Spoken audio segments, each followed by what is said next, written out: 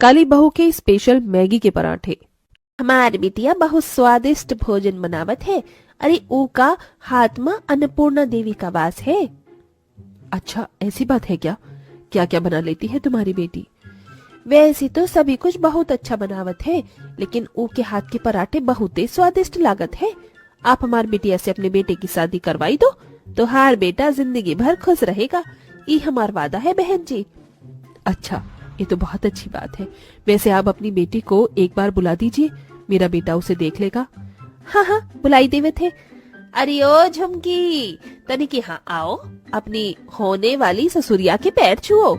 महेश्वरी के कहने पर उसकी बेटी झुमकी रसोई से बाहर आती है। झुमकी को देखते ही सुजाता और उसके बेटे विक्रम की आंखें फटी की फटी रह जाती है।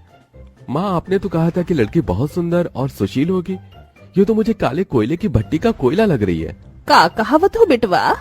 कुछ नहीं बहन जी कुछ नहीं। चल झुमकी बेटिया तनिक अपने हाथों से अपने होने वाले पति को पराठे तो खिला। झुमकी के काले हाथों को देखकर विक्रम कहता है, अरे बस बस नहीं खाना मुझे तुम्हारी काले हाथों से। माँ क्यों आप मेरी एक काली गाय से शादी करवा रही हो? मैं इस लड़की से शादी हरगिज नहीं करूंगा, चलिए यहाँ से। विक्रम ऐसा कहकर अपनी माँ के साथ चला जाता है। तभी जोगिंदर जंगल से लकड़ियाँ काट कर घर पर आते ही उन्हें जाते हुए देख लेता है। अरे माहेश्वरी क्या हुआ? होना का है इकल्लो बिटिया को कोई पसंद करना ही ना चाहवत है। माँ मैं काली नहीं हूँ, मेरा रंग सांवला है, और अगर किसी को मेरे सांवले रंग से इतनी दिक्कत है तो मैं खुद ही उससे शादी नहीं करना चाहूंगी। झुमकी ऐसा कहकर पानी का मटका उठाती है और नदी किनारे पानी भरने के लिए निकल जाती है। अरे दुखा दिया ना दिल तुमने हमारी बेटी का, तुम्हें इतना कड़वा नहीं बोलना चाहिए था।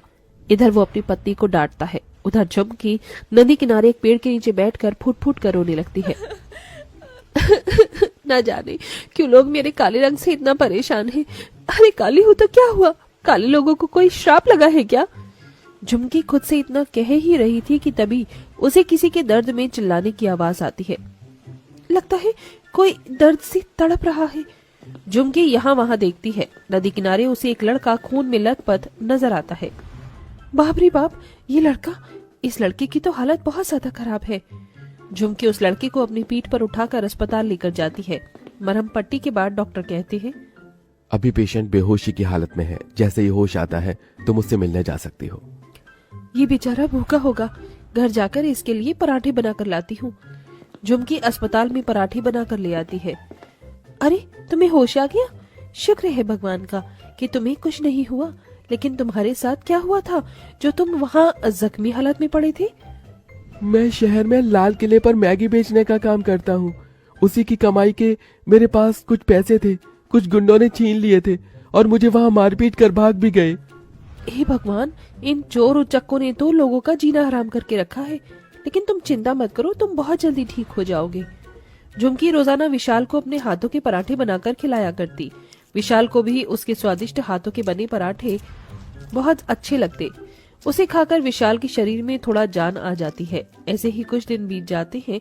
एक दिन वो अपने घर जाने से पहले झुमकी से कहता है, देखो झुमकी, मैं गरीब हूँ, मैगी बेचकर अपने परिवार का गुजारा करता हूँ, लेकिन इन कुछ दिनों में मुझे तुम बहुत पसंद आई हो। मैं तुमसे प्यार करने लगा हूँ, क्या तुम मुझसे शादी करोगी?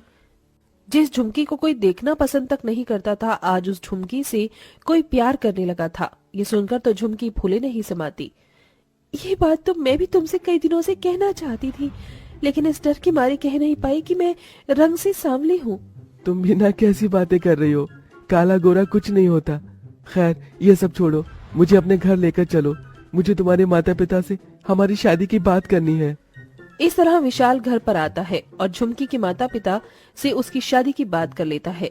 किसी भी तरह महेश्वरी को तो अपनी बेटी की शादी करनी ही थी, जिसके चलते वो शादी के लिए तैयार हो जाती है और दोनों माता पिता मिलकर विशाल से अपनी बेटी की शादी करवा देते हैं।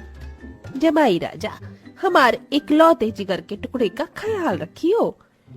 चिंता मत कीजिए माँ जी, आपकी बेटी अब मेरी पत्नी है और मैं इसका बहुत अच्छे से ख्याल रखूंगा। झुमकी अपने माता पिता को गले से लगाती है और विदा होकर अपने पति के ससुराल आ जाती है। बहू, आज तुम्हारी पहली रसोई की रस्म है, तुम क्या बनाना चाहोगी? मेरी माँ मुझे अन्नपूर्णा देवी कहती थी, उन्हें मेरे हाथों का खाना बहुत अच्छा लगता था, लेकिन आज मैं मेरे हाथों से पराठे बनाऊंगी। ऐसा कहकर झुमकी रसोई में जाकर गोभी के पराठे, आलू के पराठे, मेथी के पराठे और प्याज के पराठे बनाकर ले आती है। अरे वाह भाभी, पराठे तो बहुत स्वादिष्ट हैं। चलो, बहू मेरी गोरी सुंदर तो नहीं मिली, लेकिन अन्नपूर्णा जैसी मिली है। स्वादिष्ट खाने की वजह से वो अपने ससुराल और सास ससुर और देवर के दिल में जगह बना लेती है। लेकिन वहीं दूसरी तरफ उसके पति विशाल का रोजाना उतरा हुआ चेहरा देखकर एक दिन झुमकी अपने पति से पूछती है, क्या हुआ विशाल जी, रोजाना परेशान रहते हो, सब कुछ ठीक तो है ना? कुछ ठीक नहीं है, काम धंधा सही से नहीं चल रहा है। लोगों को मैगी पसंद है, लेकिन आजकल सब एक चीज को एक ही तरीके से खाकर बोर हो गए हैं। उस रात झुमकी और विशाल इसी के बारे में बात करते रहते हैं। अगले ही दिन जब सुबह होती है तो रात भर टेंशन लेने की वजह से विशाल की तबीयत खराब हो जाती है। अरे ये क्या विशाल जी, आपको तो बहुत तेज बुखार हो गया है। क्या हुआ मेरे बेटे को? काम सही से ना चलने की वजह से इन्होंने बहुत टेंशन ले ली, लगता है उसी की वजह से बीमार पड़ गए हैं। अब क्या किया जाए, मेरे पास तो इतने पैसे भी नहीं है कि मैं इसको दवाई दिला दूं। घर में पैसे किसी के पास नहीं थे, सब लोग बहुत ज्यादा परेशान थे। भैया, जो पैसे कमाते हैं उसी से घर चल पाता है। अब तो भैया ही बीमार पड़ गए। आप लोग परेशान मत हो, मैं हूं ना। मैं विशाल जी की जगह लाल किला जाकर मैगी बनाकर बेचूंगी।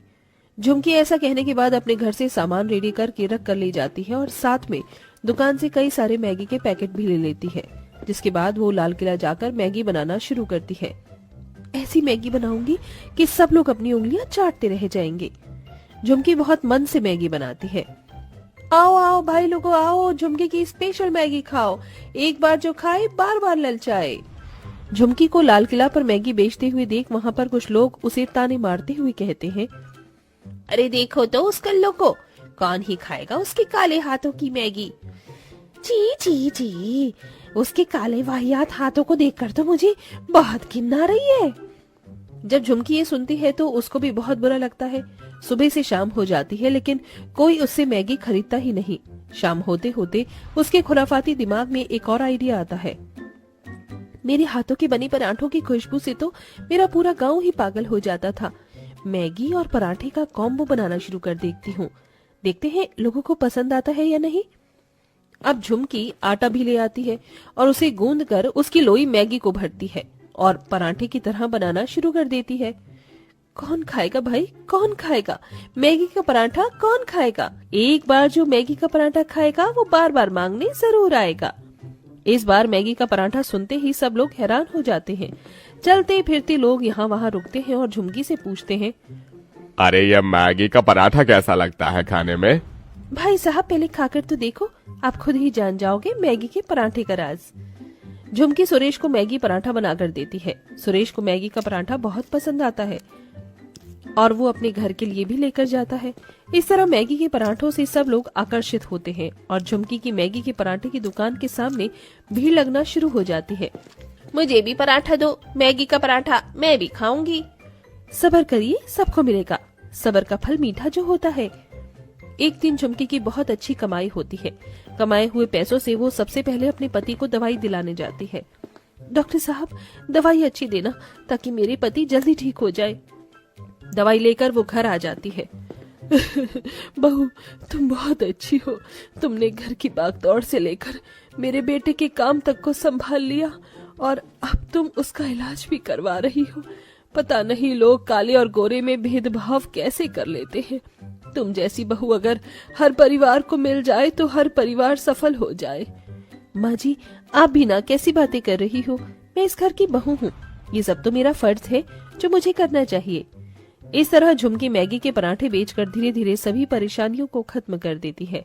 अब उसके मैगी के पराठे में उसका पति उसका साथ देता है और दोनों मिलकर लाल किला पर मैगी का पराठा बेचते हुए अपने परिवार को खुशी खुशी चलाने लगते हैं।